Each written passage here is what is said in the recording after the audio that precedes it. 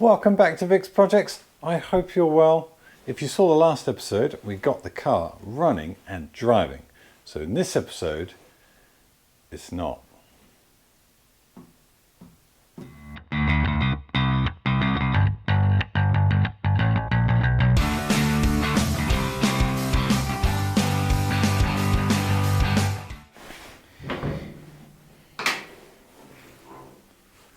But Vic, I hear you say, I saw you driving this car in the last episode and it seemed alright to me. Well, the engine wasn't actually running all that well. I could only get it to run on choke and I'm pretty sure it wasn't running on all cylinders. So I sent it to a classic car guy just down the road to just tune it up for me, and turns out, yep, wasn't running on all cylinders. A couple of spark plugs were bad, so a fresh set of plugs in there. And also, the reason why it would only run on choke is there's a couple of air taps underneath the main manifold. One for the brake booster and one for I don't know what. They were both plugged off, but those plugs had fallen off. So air was bypassing through that rather than actually being drawn over the carb, over the jets, and actually pulling fuel into the engine. So once we plugged those off, tuned it up, and now the engine runs absolutely lovely. And it reminded me, do you know what you've forgotten to put on, Vic? You forgot to put on that little hose from the vacuum port onto the brake booster. So I connected it up and went to go for a nice Sunday drive in my newly running lovely old car. And all the brakes seized on. Like all of them stopped dead, car wouldn't move. I thought initially that the handbrake had seized on, but no. Everything hydraulic, all four corners, was just jammed on when I started the engine. So something clearly isn't right with that booster. I know we did a rattle can resto on it before I put everything back into the engine bay. Obviously it was on its way out, and now with this big beast of a new engine, it has just killed whatever's inside, I'm assuming. So now we've got to take it all out, get it on the bench, and see what's going wrong.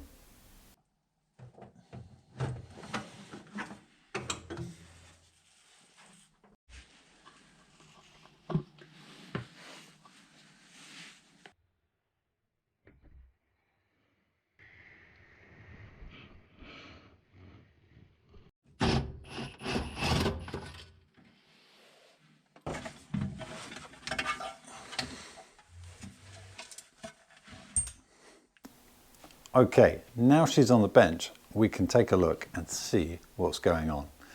Now, I've got a hunch there's probably one of three things. So either the diaphragm in here has gone bad, something wrong with the remote valve here, or the remote cylinder has gone wrong. Now the reason why I think it's one of those three things, well, there's only three things that make this up, so it's got to be one of those three things, I think.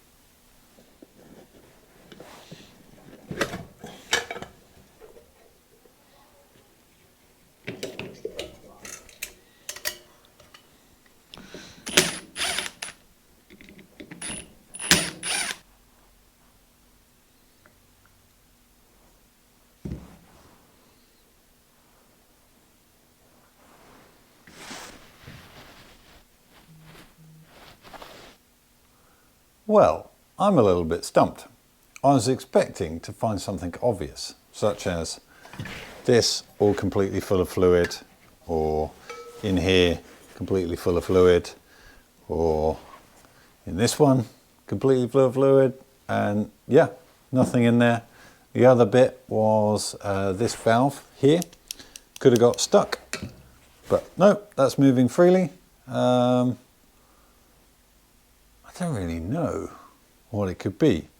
Clearly something's going on. There's a little bit of like fluid here and there.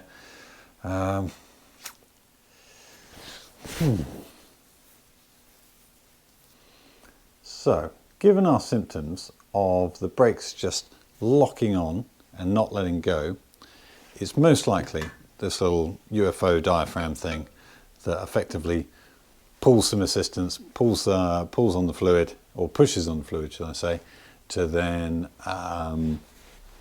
actuate the brakes. So I could just replace that. They're pretty cheap, so yeah. While I've got this far, I should probably look at, maybe you can get all the seals and stuff like that. So yeah, those are okay, not too bad. What about just replacing the whole thing? Jeepers, that that looks like the Jaguar tags to me. I wonder. I mean, the Jaguar Land Rover now, but they weren't back then. But it was all British brands using the same Lockheed thing. It looks about the same, doesn't it? So let's order that one up.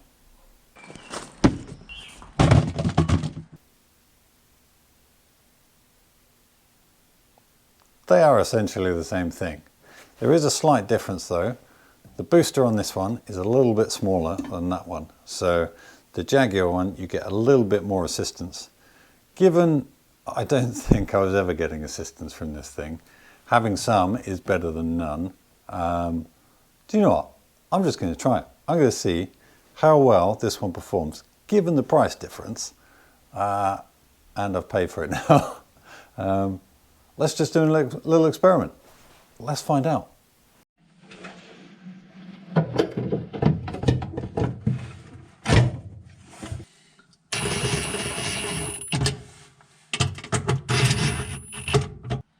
Down, down, up, up.